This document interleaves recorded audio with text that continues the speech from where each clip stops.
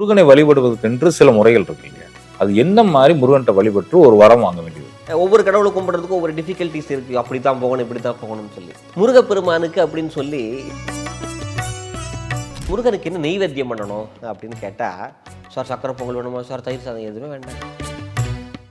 ஏன்னா வள்ளி அதை தானே கொடுத்து முருகப்பெருமானை கையில் வச்சுக்கிட்டாங்க. முருகனுக்கு மந்திரங்கள் என்ன சொல்வது அப்படின்னு கேட்டால், இந்த வரியை பாட்டிங்கன்னா எல்லாமே கிடைக்கும். குருவாய் வருவாய்.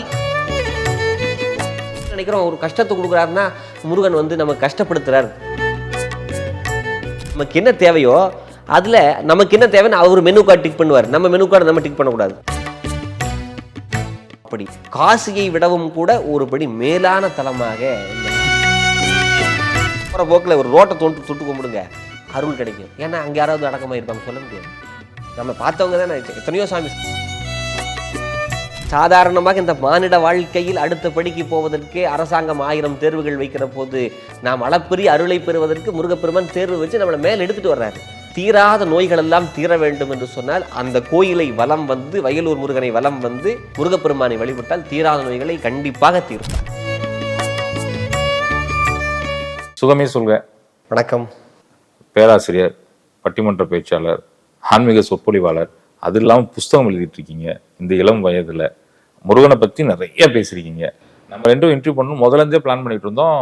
கடவுள் அருளால் தள்ளி போயிட்டு இருந்துச்சு. என்னன்னு யோசிச்சப்ப மாசி மாசத்துல நம்ம அதை பத்தி பேசணும்னு முருகன் டிசைட் பண்ணியிருக்காரு. நம்ம இங்க உட்காந்து பேசிட்டு இருக்கோம். முதல்ல நன்றி. நன்றி சார். முருகனுக்கு தான் நன்றி சொல்லணும். நிச்சயமா ரொம்ப ரொம்ப நன்றி.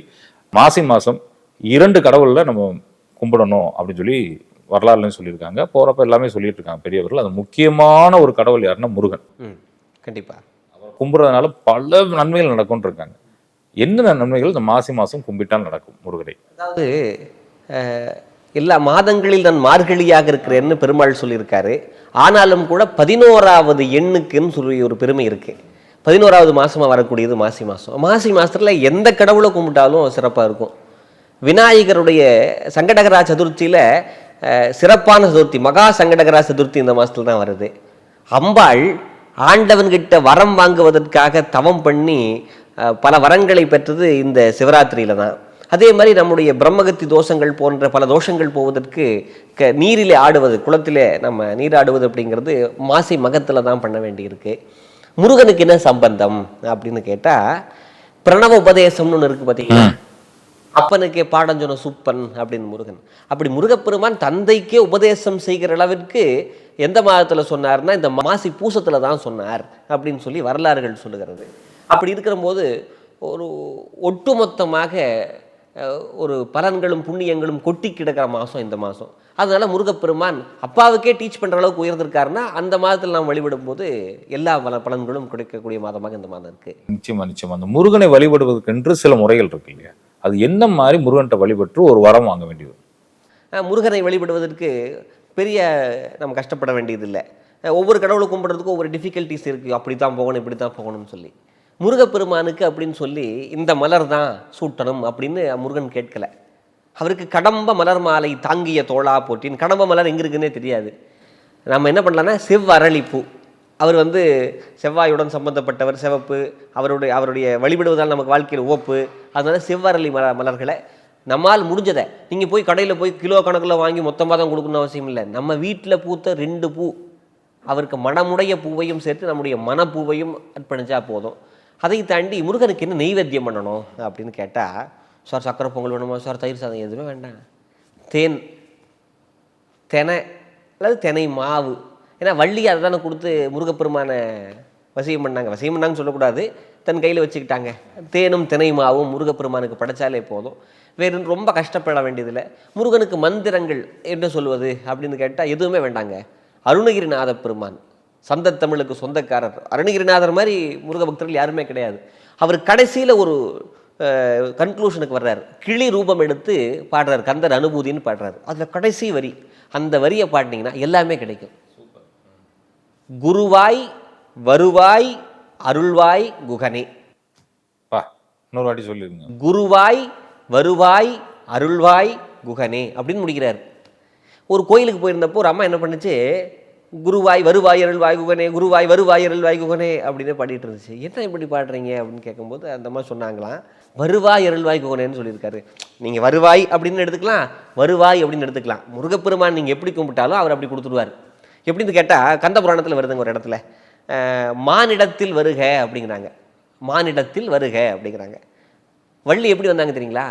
மான் வயிற்று பிள்ளையாக தான் வந்தாங்க. மானிடத்தில்னா மானிட குழந்தையாகன்னு ஒரு அர்த்தம். மானிடம்னா மான் இடத்திலிருந்து வருக. அப்போது நாம் ஒரு வார்த்தையை நினைச்சு சொன்னாலும் இரு பொருளையும் தரக்கூடிய வார்த்தை தமிழ். அதனால முருகப்பெருமான் நமக்கு தேவையானது கொடுப்பார்.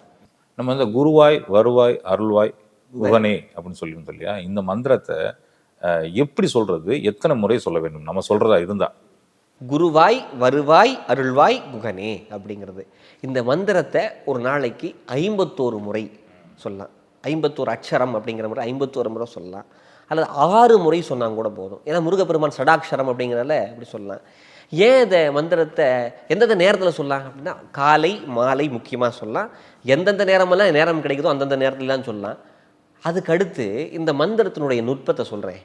குருவாய், குரு வாய்ப்பது கஷ்டம். ஆண்டவனே குருவா வந்துட்டா, குருவாய் நீ வந்துடணும் முருகா. குருவாய் வருவாய் ஒன்று இன்கம்னு வேலை வச்சுக்கோங்க, நீ வா 2 அர்த்தம். அருள்வாய் எனக்கு என்னென்ன தேவையோ அத்தனையும் தந்துரு. குகனே அப்படிங்கிறது மாபெரும் மந்திரம். அருணகிரிநாதர் வந்து சாரா பிழிஞ்சு 3 மந்திரத்தை கொடுக்குறாருங்க. முருகன் குமரன் குகன் அப்படிங்கிறார். முருகன் குமரன் குகன், இந்த 3லையும் சிறப்பாக சொல்லுது குகன். உள்ளமாகிய குகையில் இருப்பதால் அவனுக்கு குகன் அப்படின்னு பேர். என்னுடைய உள்ளமாகிய குகையில் முருகா நீ இரு அப்படிங்கிறது தான் குகன் அப்படிங்கிற மந்திரம் சொல்லுது. அருணகிரிநாதருடைய கடைசி வார்த்தை இந்த வார்த்தை தான், குருவாய் வருவாய் அருள்வாய் குகனே. இந்த மந்திரத்தை ஒரு நாளைக்கு 51 முறை காலையும் மாலையும் நெஞ்செழுத்தி முருகா என்னை காப்பாற்றணும் முருகா அப்படின்னு சொல்லி முருகப்பெருமானை வேண்டினால் நமக்கு என்ன வேண்டுமோ அதை முருகப்பெருமான் டோர் டெலிவரி மாதிரி கொடுத்துட்டு போவார். நிச்சயமா நிச்சயமா நிச்சயமா. உங்களுக்கு முருக பக்தர்கள் நிறைய பேர் பேசியிருப்பாங்க, அவங்க அனுபவத்தெல்லாம் பகிர்ந்துருப்பாங்க. அந்த மாதிரி அனுபவங்கள் கொஞ்சம் சொல்லுங்க. டைம் இருக்குது சார். நான் இன்ஸ்டாகிராமில் என்னுடைய திருச்செந்தூர் பேச்சு ரொம்ப வைரலாக போச்சு. அதை பார்த்துட்டு என்னுடைய இந்த பேச்சுக்கு ரசிகர்கள்னு இருப்பாங்கல்ல, அவங்களில் ஒருத்தர் எம்பிபிஎஸ் படித்தவங்க, அவங்க பெண் ஒரு தோழி, அவங்க மெசேஜ் பண்ணாங்க, சார் நான் மருத்துவராக தான் இருக்கேன், ஆனால் எனக்கு உள்ள மருத்துவராக வந்தவன் முருகன் தான். திருச்செந்தூர் போக முடியலனா கூட உங்களோட பேச்சை ஒரு நிமிஷம் கேட்பேன் சார் அப்படின்னாங்க. அவங்க வாழ்க்கையில் நடந்த ஒன்று. நம்ம கஷ்டம் இப்போ எப்பவுமே நம்ம கொடுக்கக்கூடிய ஒரே ஒரு ஸ்டேட்மெண்ட் என்ன தெரியுங்களா, கடவுள் இந்த உலகத்தில் என்ன மட்டும்தான் அதிகமாக சோதிச்சிருக்காருன்னு எல்லாருமே சொல்லுவாங்க. அவருக்கு என்ன விதியா நம்மளை மட்டும் தனியாக சோதிக்கணும் அப்படின்னு. அதெல்லாம் நம்மை சாதனையாளர்களாக மாற்றுவதற்கு தான். அவங்க வாழ்க்கையில் ஒன்று நடந்துச்சு பாருங்களேன். அவங்க எம்பிபிஎஸ் முடிச்சுட்டாங்க. எய்ம்ஸ் ஹாஸ்பிட்டலுக்கு போகிறதுக்கு மேலே அடுத்தடுத்த படிப்புகளுக்கு போகிறதுக்காக பிஜி நீட்டுன்னு ஒன்று, அதை எழுதணும். நீட் எழுதுறதே கஷ்டம், பிஜி நீட்டு வேறு எழுதணும். இவங்க டேட்டு வந்து தள்ளி போகுது. ஐயோ எப்படி முருகா இப்படி தள்ளி வச்சுட்டே முருகா, நான் எவ்வளோ நாள் காத்துக்கிட்டு இருக்க முடியும், எம்பிபிஎஸ்ஸே படாத பாட்டு படிச்சிருக்கேன், எப்படி முடியும் அப்படின்னு கேட்டுக்கிட்டு வருத்தப்பட்டுக்கிட்டு இருந்தாங்க. ஒரு 6 மாதம் தள்ளி போகுதுங்க எக்ஸாம். என்னென்னு பார்த்தா அவங்க அம்மாவுக்கு உடம்பு முடியல. அம்மாவை பார்க்க முடியுமா, படிப்பு பார்க்க முடியுமா? அம்மாவை தான் முதல்ல அம்மாவை தானே பார்க்கணும். அப்போ முருகன் தாயை பார், அதற்கப்புறம் உன்னுடைய வாழ்க்கையை பார்ன்னு சொல்லி எனக்காகவே மாற்றி வச்சார் போல் இருக்கு அப்படின்னு சொல்லி அதுக்காக முருகனே செய்த அருள் மாதிரி நினைக்கிறாங்க. நம்ம என்ன நினைக்கிறோம், ஒரு கஷ்டத்தை கொடுக்குறாருன்னா முருகன் வந்து நம்ம கஷ்டப்படுத்துறார். நமக்கு எது தேவையோ அதை தர்றார். அடியவர் இச்சையில் எவையவையுற்றன அவையவை அளித்தருள் பெருமாளேன்னு அருள்நாதர் பாடுறார். நமக்கு என்ன தேவையோ அதில் நமக்கு என்ன தேவைன்னு அவர் மெனு கார்டு டிக் பண்ணுவார். நம்ம மெனு கார்டு நம்ம டிக் பண்ணக்கூடாது, அவர்கிட்ட விடணும். அப்படி தான் நமக்கு எது தேவையோ அதை சரியாக தருவார். அவங்க ரொம்ப சௌகரியமாக சொன்னாங்க. முருகப்பெருமானை நான் நினைச்சா அவர் எப்படியாவது அருள் செய்வார். ஒரு இடத்துல கடந்து போகிற போது ஆட்டோவில் முருகப்பெருமான் இருப்பார். இன்றைக்கி காலையிலங்க இந்த இதுக்கு வர்றக்கும்போது பல இடங்கள் எனக்கு இப்போ இங்கே நான் வரும்போது எத்தனை வகையாக முருகப்பெருமானுடைய அருள் கிடைச்சதுன்னு சொன்னால், காலையில் எந்திரிக்கும் போது முருகன் பேச்சு தான் வந்திருக்கு. அதே மாதிரி இப்போ வீடியோ தொடங்குறதுக்கு முன்னாடி இங்கே வந்த உடனே நீங்கள் திருச்செந்தூர் பிரசாதத்தை கொடுத்தீங்க. ஃபோன் அட்டன் பண்ணுறேன், தெய்வானின்னு ஒருத்தர் ஃபோனில் பேசுகிறாங்க. இப்படி எல்லா பக்கம் முருகமயமாகவே இருக்கிறது. நம்ம வாழ்க்கையில் நான் அவரை தேடணும்னு சொன்னால், நெஞ்சில் ஒரு கால் நினைக்கின் இருகாலும் தோன்றும். நம்ம ஒரு அடி எடுத்து வச்சா 2 அடியை எடுத்து வச்சு முருகப்பெருமான் நம்மை பாதுகாப்பதற்காக வருவார். நிச்சயமா நிச்சயமா நிச்சயமா. ரொம்ப அழகா சொன்னீங்க. நிறைய நேரங்களில் பக்தர்கள் சொல்றது, முருகன் நெருங்க நெருங்க நெருங்க நெருங்க சோதனைகள் அதிகமாக கொடுக்குறாரு, ரொம்ப சோதனைகள் கொடுக்க தாங்க முடியல அப்படிங்கிறாங்க. அது ஏன் அவ்வளோ சோதனைகளை கொடுக்குறாரு முருகன் நெருங்க நெருங்க? அதாவதுங்க, முருகப்பெருமான் வந்து சோதிக்கிறாருன்னு சொன்னால் நம்மளை புடம் போடுறாரு அப்படின்னு அர்த்தம். இப்போ ஒரு தங்கம் இருக்குது, தங்கத்தை நெருப்பில் போட்டு வாட்டி நல்லா அடித்து பண்ணால் மட்டும்தான் அது ஆபரணமாக மாற முடியும். அது மாதிரி நம்மை பக்குவப்படுத்துவது அப்படிங்கிறது இருக்குது. இப்போ 10th எக்ஸாம் 12th எக்ஸாம் இதெல்லாம் வந்து கஷ்டம் இல்லையா? கஷ்டம்தான். நான் எழுதாமல் விட்டுற முடியுமா? எழுதுதான். அடுத்தடுத்த லெவலுக்கு போகணும் அப்படின்னு சொன்னால் அந்த எக்ஸாம்ஸ் எழுதணும். அப்படி முருகப்பெருமான் சாதாரணமாக இந்த மானிட வாழ்க்கையில் அடுத்த படிக்கு போவதற்கே அரசாங்கம் 1000 தேர்வுகள் வைக்கிற போது நாம் அளப்பரிய அருளை பெறுவதற்கு முருகப்பெருமான் தேர்வு வச்சு நம்மளை மேலே எடுத்துகிட்டு வர்றாரு. தாங்குவதற்கான திடத்தையும் கொடுத்துருவார். நம்ம முருகன்கிட்ட ஒன்று வேண்டணும், முருகா கஷ்டத்தை கொடு ஆனால் கூட நீயே இரு அப்படின்னு வேணா போதும். நீ எவ்வளோ வேணாலும் கொடு முருகா, ஆனால் தாங்கக்கூடிய தன்மை என்கிட்ட கொடுத்துருன்னு வேணா போதும். அப்படி கொடுத்து அடுத்த நிலைக்கு எடுத்துகிட்டு போவார். கூடவே இருன்ற வார்த்தையே போதும். அவரை விட தாங்கிறதுக்கு யார் இருக்க போறா? முருகரை விட தாங்கிறதுக்கு யார் இருக்க போறா? இந்த முருகப்பெருமானை கும்பிட்றப்ப இந்த பள்ளி எழுச்சி, பள்ளி அறை தரிசனம் ரெண்டும் சொல்லுவாங்க அடிக்கடி, இதை பாருங்கன்னு சொல்லிட்டு. ரெண்டு பார்க்கறதுனால என்ன பெனிஃபிட்? பள்ளி எழுச்சி பார்க்கறதுனால, பள்ளி அறை பார்க்கறதுனால? பள்ளி எழுச்சி பார்க்கறதுனால வாழ்க்கை நம்ம பிரகாசமாகும். ஏன்னா அந்த முருகப்பெருமான் வந்து ஒன்று பள்ளி அறையிலிருந்து வருகிற போது நம்ம காலை எழுந்தவுடன் படிப்புங்கிறோம். நம்ம வாழ்க்கையிலே அதிகாலையில் செய்யக்கூடியது, எழுந்த உடனே செய்யக்கூடிய எல்லா விஷயங்களும் சிறப்பாக இருக்கும். நமக்கே அப்படிங்கும்போது ஆண்டவனுக்கு எப்படி இருக்கும்? அவருடைய முக தரிசனம் அப்படிங்கிறது விஸ்வரூப தரிசனம் அப்படின்னு சொல்லுவாங்க. அலங்காரம் இல்லாமல் எப்படி இருக்காரோ இயல்பாக அருள் செய்வார். இப்போ பொண்ணு பார்க்க போகிறோன்னு வச்சுக்கங்களேன், பொண்ணு ரொம்ப அலங்காரமாக வர்றது ஒரு அழகு, அது எதுவுமே இல்லாமல் எப்பவும் வீட்டில் இருக்கிறது ஒரு அழகு தானே. அப்படி முருகப்பெருமான பள்ளி அறையிலிருந்து வெளியே வருகிற போது பார்க்கிற போது நமக்கு திருமண பேறுகள் கிடைக்கும் அப்படின்னு சொல்கிறாங்க. ஏன்னா அவர் சுகித்திருந்துட்டு வருகிறார் அப்படின்னு ஒன்று. இரண்டாவது பள்ளி அறை பூஜைன்னு ஒன்று பாருங்க, உள்ளே போகிறாரு பாருங்க. அந்த நேரத்தில்ங்க முருகனை வழிபட்டா, முருகன் இல்லை எந்த கடவுளாக இருந்தாலும் பள்ளி அறை பூஜை நீங்கள் வழிபட்டீங்கன்னு வச்சுக்கங்களேன், கட்டாயமாக சத்தியம் பண்ணி சொல்கிற குழந்தை பேர் வாய்க்கும். எப்படி நீங்கள் கேட்கலாம். எங்கள் பகுதியில், நான் கோயம்புத்தூர் பொள்ளாச்சி பகுதியில் திருக்கல்யாணம் அப்படின்னு கோயிலில் செய்வாங்க. முடிச்சதுக்கப்புறம் சுவாமியை பள்ளி அறையில் வைப்பாங்க. வைக்கும்போது குழந்தை பேர் இல்லாதவங்க என்ன பண்ணுவாங்க, இனிப்புகள், பழ வகைகள், பால் போன்றதை கணவன் மனைவி 2 பேரும் வாங்கி அந்த அர்ச்சகர்கிட்ட கொடுத்து அந்த பள்ளி அறையில் வச்சு கதவை அடைச்சிட்டு வந்துடுவாங்க.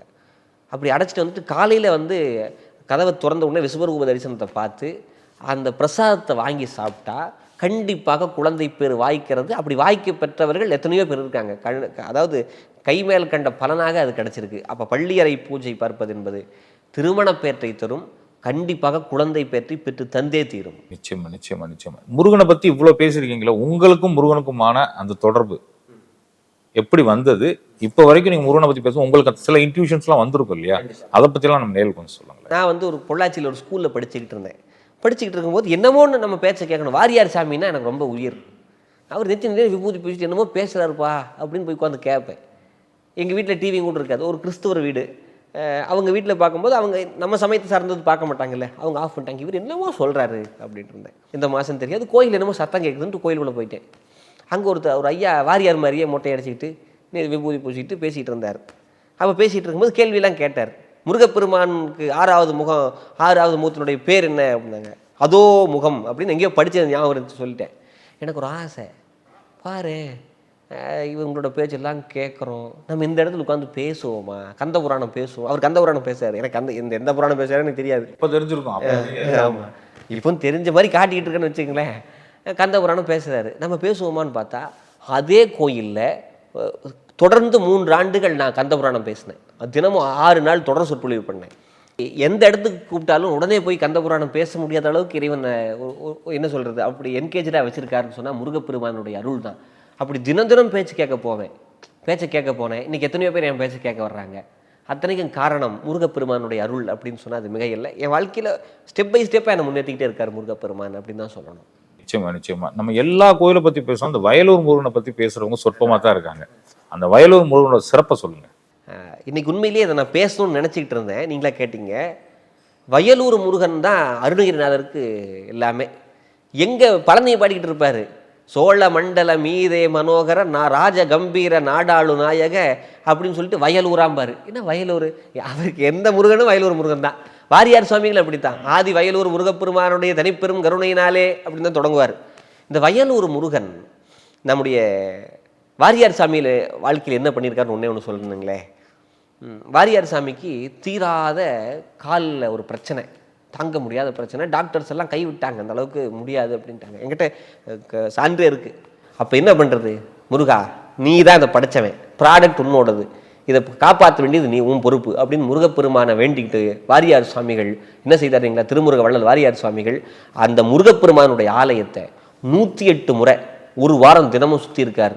7வது நாள் செக் பண்ணி பார்த்தா காலில் என்ன தாங்க முடியாத ஒரு நோய் வந்துச்சோ அந்த நோய்க்கான சிம்டம்ஸே இல்லைன்னு டாக்டர் சொல்லிட்டாங்க. அது யார் தீர்த்தாங்க என்னன்னு தெரியல அப்படின்னு சொல்லும்போது வைத்தியநாத பெருமானாக முருகனே வந்து தீர்த்திருக்கார் அப்படின்னு தான் சொல்லணும். அப்படி வயலூர் முருகப்பெருமான் எத்தனையோ அற்புதங்களை செஞ்சிருக்காரு. அதில் வாரியார் சுவாமிகள் கண்மேல் கண்ட அற்புதம். வாரியார் சாமி திருப்பணி பண்ண கோயில் அந்த வயலூர் முருகன் கோயில். தீராத நோய்கள் எல்லாம் தீர வேண்டும் என்று சொன்னால் அந்த கோயிலை வலம் வந்து வயலூர் முருகனை வலம் வந்து முருகப்பெருமானை வழிபட்டால் தீராத நோய்களை கண்டிப்பாக தீர்ப்பார். நீங்க இப்ப சமீபமா ஒரு புக் எழுதிட்டு இருக்கீங்க, பழனியில் நடந்த அற்புதங்களை பத்தி ஒரு புக் எழுதிட்டு இருக்கீங்க. பழனியில் என்னென்ன அற்புதங்கள் நடந்துச்சுங்க? நேரில் புக் வந்ததுக்கு அப்புறம் நாங்க படிச்சுக்கிறோம், அது வேற விஷயம். 1-2 விஷயங்கள் நம்ம நேரில் சொல்லுவோம். முன்னாடி ஒரு புத்தகம் எழுதினேன், தெய்வ தமிழும் தமிழ் தெய்வமும் அப்படின்னு ஒன்று பழனியை பற்றி தான் எழுதினேன். உண்மையிலேயே 2 படை வீடு சேர்ந்து இருக்கிற ஒரே தலம் பழனி. பழனி எல்லாரும் படை வீடும்பாங்க. பழனி மேலே இருக்கிற முருகன் கோயில் 3ஆம் படை வீடு பொய். கீழே இருக்கக்கூடிய திரு ஆவினன்குடி தான் 3ஆம் படை வீடு. மேலே இருக்கக்கூடிய பழனி 5ஆம் படை வீடு. எப்படி சார் அப்படின்னு கேட்டால் திருத்தணி முதலிய எல்லா குன்றுகளும் 5ஆம் படை வீடு. வாரியார் சாமி சொல்கிறாங்க. திருத்தணி முதலிய குன்றுதோர் ஆடல். அப்போ ஒரே கல்ல 2 மாங்காய். ஒன்று. 2வது ஒரு பொழுதும் இரு சரண நேச தேவை உணர்வேனே அப்படின்னு ஒரு பாட்டில் உனது பழனி மலை எனும் ஊரை சேவிக்கு அரியனங்கிறார் அருணகிரிநாதர். உன்னோட பழனி மலைன்னு ஊர் பேரை சொல்வதோ அதே பெரிய விஷயம். அப்படி அதுக்கு ஒரு புண்ணியம் வேணுங்கிறார். அந்த தலத்தில் ஒரு சிறப்புங்க, காசிக்கு போகிறோமில்ல, காசியில் இருந்தா முக்தி, நான் காசி யாத்திரை போகிறேன் அப்படின்னு போகிறோமில்ல, காசிக்கே போக வேண்டாம், பழனிக்கு போனால் போதும். நான் சொல்ல ஈசான சிவாச்சாரியார்னு ஒருத்தர் அந்த ஊரில் வாழ்ந்தவர். வாழ்க்கையெல்லாம் முடிஞ்சுப்பா நம்ம போவோம் அப்படின்னு சொல்லி காசிக்கு போகலான்னு போடப்படுறாரு. சரி முருகன்கிட்ட போய் விடை விட்டுட்டு போகலான்னு முருகன்கிட்ட போய் கும்பிட்றாரு. முருகா அப்படின்னு. அங்கே பக்கத்தில் ஓதுவாமூர்த்தி பாடுறாங்க, காசியில் மீறிய பழனி அப்படின்னு ஒரு வரி வருது. காசியில் மீறின பழனியா? உரை எடுத்து பார்த்தா காசியை விட விஞ்சியது இந்த பழனி அப்படின்னு வருது. வந்த உடனே ஈசான சிவாச்சாரியார் என்ன பண்ணார்? வாரியார் சாமிக்கு குருவாக இருந்தவர் அவர். ஈசான சிவாச்சாரியார் என்ன பண்ணார்? நான் காசிக்கு போக மாட்டேன், என் கடைசி காலம் வரைக்கும் இந்த முருகப்பெருமானுடைய தலத்திலே பழனியிலேயே தான் இருப்பேன்னு சொல்லி இருந்தார். அப்படி காசியை விடவும் கூட ஒருபடி மேலான தலமாக இந்த பழனி அப்படிங்கிற தலம் தான் விளங்குகிறது. அது மட்டும் இல்லை, இந்த தலத்தில் எத்தனையோ அற்புதங்கள் இருக்குது. ஞானத்தபோதனரை வா என்றழைக்கும் அண்ணாமலை அப்படின்னு திருவண்ணாமலையை சொல்கிறோம். அதே போல் சித்தர்களால் சூழப்பட்ட ஒரு மாபெரும் புண்ணிய பூமி பழனி. பழனியில் நீங்கள் போகிற போக்கில் ஒரு ரோட்டை தொட்டு கும்பிடுங்க, அருள் கிடைக்கும். ஏன்னா அங்கே யாராவது அடக்கமாக இருப்பாங்க சொல்ல முடியாது. நம்ம பார்த்தவங்க தானே. எத்தனையோ சாமி, சட்டி சாமி, சடை சாமி, எத்தனையோ சாமிகள் இருக்கிறாங்க. அதில் நீ போகிற போக்கில் நான் ஒன்று பார்த்தேங்க, சாக்கடை சித்தர். நான் நேரடியாக பார்த்துருக்கேன், பக்கத்து ஊருக்காரன் தானே. என்னுடைய நண்பர் அழைச்சிட்டு போகிறாரு. சாக்கடைக்கு பக்கத்தில் தான் சாமி உட்காந்துக்கிட்டு இருக்காரு சாக்கடை சித்தர். இந்த கால் இருக்குது பார்த்தீங்களா, காலில் பெருவிரல் 2 தான் ஊனி இருக்குது. அந்த குதி கால் இருக்குல்ல பின்னாடி சைடு, அது ஊன்றவே இல்லை, உட்காந்துக்கிட்டு இருக்காரு. பக்கத்தில் ஒரு மக் இருக்குது, கீழே சாக்கடை தண்ணி போகுது, அதை மோந்து தான் குடிக்கிறாரு. இதுதான் ஒரு உணவு, வேறு எதுவுமே கிடையாது. யார்கிட்டையும் பேசுறது இல்லை, எதுவும் இல்லை. பீடி குடிப்பார், நான் விபூதி வேணால் எடுத்துகிட்டு போ அப்படின்னு. அப்படி இருக்குது. நாங்கள் சாமி கும்பிட்டு வெளியே வர்றோம், ஒரு பென்ஸ் கார் வந்து நிற்கிது. ஒயிட் அண்ட் ஒயிட்டில் ஒரு பெரிய ஆள் வந்து இறங்குறார், நேரடியாக விழுந்து கும்பிடுறார். அப்படி சாக்கடை சித்தரை நேரடியாக தரிசனம் பண்ணுற ஒரு வாய்ப்பு பழனியில் கிடைச்சிது. இன்றைக்கி எத்தனையோ சித்தர்கள் வெளியே தெரியாமல் கூட உலாவிக்கிட்டு இருப்பார்கள். திருவண்ணாமலை எவ்வளவு ஞான தபோதனரை வா என்றழைக்கும் அண்ணாமலையோ அதே போல் சித்தர்களால் சூழப்பட்ட தலம் அந்த தலம். அவருக்கு பேர் சித்தர்நாதன்னே பேர் இருக்குல்ல முருகப்பெருமானுக்கு. அப்படி எத்தனையோ அற்புதங்களால் கொப்பளிக்கக்கூடிய தலமாக அந்த தலம் இருக்கிறது.